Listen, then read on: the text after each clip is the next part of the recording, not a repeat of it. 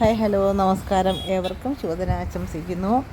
ഇത് ഞാൻ കൊടുങ്ങല്ലൂർ ഭരണിക്ക് മുമ്പുള്ള ദിവസം, അതായത് രേവതിയിലെന്നാണ്, രേവതി വിളക്ക് എന്നൊക്കെ പറയുമല്ലോ, അറിയപ്പെടുമല്ലോ.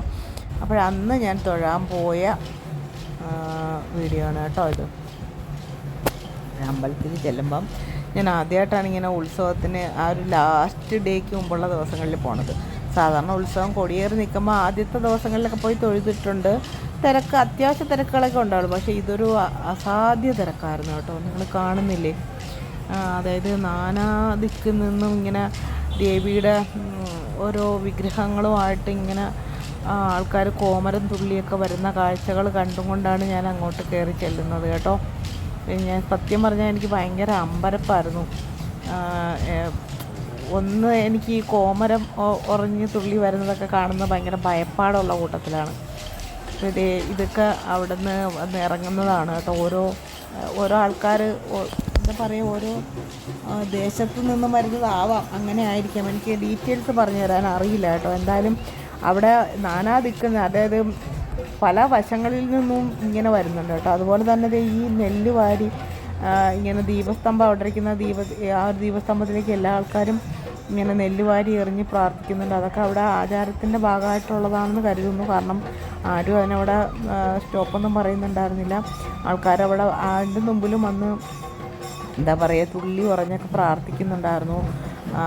ഈ ഒരു നെല്ല് വാരി എറിയുന്ന ആ ഒരു ചടങ്ങ് അത് ഞാനും ചെയ്തിട്ടുണ്ടായിരുന്നു കേട്ടോ.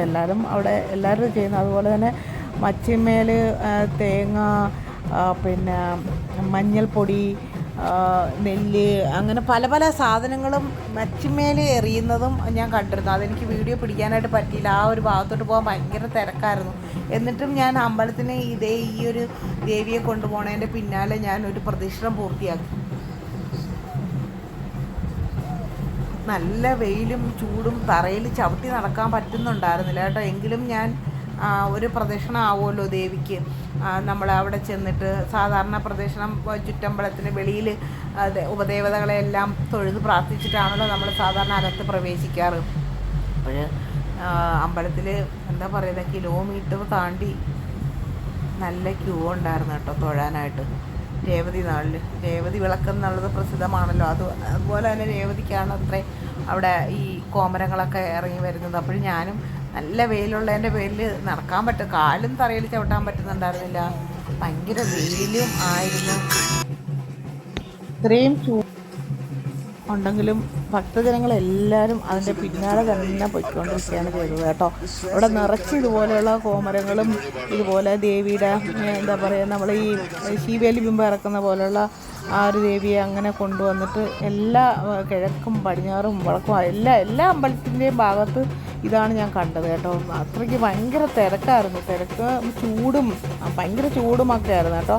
പിന്നെ അവിടെയുള്ളതെന്ന് വെച്ചാൽ പിന്നെ ആൾക്കാർക്ക് ആഹാരം, പിന്നെ എന്താണ്, മോരും വെള്ളം, അങ്ങനെയുള്ള എല്ലാം സുലഭമായിട്ട് ലഭിക്കുന്നുണ്ടായിരുന്നു കേട്ടോ. നമ്മളും ചെന്നിറങ്ങിയ ആ ഒരു സമയത്ത് ബസ്സിൽ നിന്ന് ഇറങ്ങി നമ്മൾ ഒരുപാട് ബുദ്ധിമുട്ടി അവിടെ എത്താനായിട്ട്.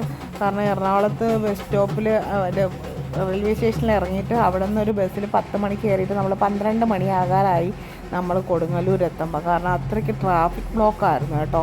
അതുകൊണ്ടാണ് അത്രയും താമസിച്ചത് എത്താനായിട്ട്. നമ്മൾ ഒത്തിരി എന്താ പറയുക, നേരത്തെ എത്തണം ദേവിയെ കണ്ട് തൊഴാമെന്ന് പറഞ്ഞിട്ടൊക്കെ. അപ്പോൾ തൊഴാനാണെങ്കിൽ കിലോമീറ്ററുകൾ താണ്ടി ക്യൂ ഉണ്ടായിരുന്നു. ആ ക്യൂവിൽ കയറി നിന്നാൽ നമുക്ക് രാത്രിയിലുള്ള ട്രെയിനിൽ പോലും ഇനി എത്താൻ പറ്റില്ലായിരുന്നു. അത് കാരണം നമ്മൾ പിന്നെ എന്താ പറയുക, അമ്പലത്തിൻ്റെ ഫ്രണ്ടിലുള്ള ക്യൂവിൽ അവിടെ ചെന്ന് അവിടുത്തെ സെക്യൂരിറ്റിക്കാരനോട് കാര്യം പറഞ്ഞു. നമ്മളിങ്ങനെ 3 സ്ത്രീകളെ ഉള്ളൂ, നമുക്ക് എന്താ പറയുക, ട്രെയിൻ മിസ്സായി പോവും, പിന്നെ വലിയ ബുദ്ധിമുട്ടാണ് പോവാൻ, ഒന്ന് കടത്തി വിടുമോ എന്ന് ചോദിച്ച് അങ്ങനെ നമ്മളെ കയറ്റി വിട്ടതുകൊണ്ട് നമ്മളിതേ വന്ന്.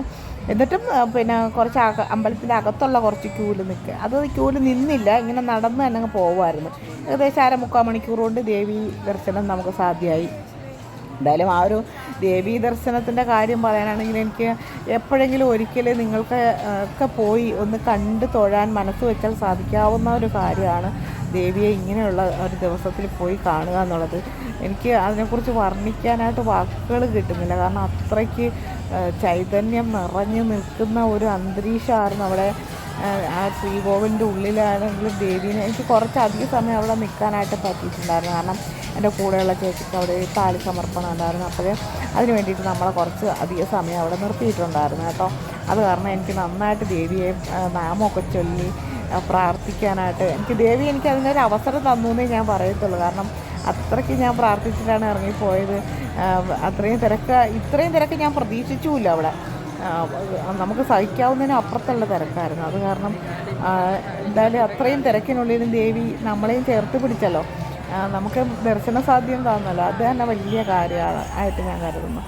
ദേവി നിറഞ്ഞു നിൽക്കുന്ന ദേവിയാണ് ഞാൻ അവിടെ കണ്ടത്, കൊടുങ്ങല്ലൂരമ്മേനെ. അത് നമുക്ക് എത്ര കണ്ടാലും മതിയാവില്ല കേട്ടോ. ആ ഒരു ദേവീ ഭാവം, ആ ഒരു ദേവിയുടെ ചൈതന്യ പ്രവാഹം, അത് എനിക്ക് വാക്കുകൾ കൊണ്ട് വിവരിക്കാനായിട്ട് എനിക്കറിയില്ല കേട്ടോ. പിന്നെ അവിടെ കണ്ടോ, ദേവിയുടെ അടുത്ത് വന്ന് കോമരങ്ങൾ ഉറഞ്ഞു തുള്ളുന്നതാണ് കേട്ടോ. അത് അവരുടെ നെറ്റിയെല്ലാം അവർ തനിയെ തന്നെ ആ വാളുകൊണ്ട് ഇങ്ങനെ എന്താ പറയുക, തല്ലി പൊട്ടിച്ചിട്ട് അവർ തന്നെ പൊട്ടിച്ച് ഇത് വരുന്നത്.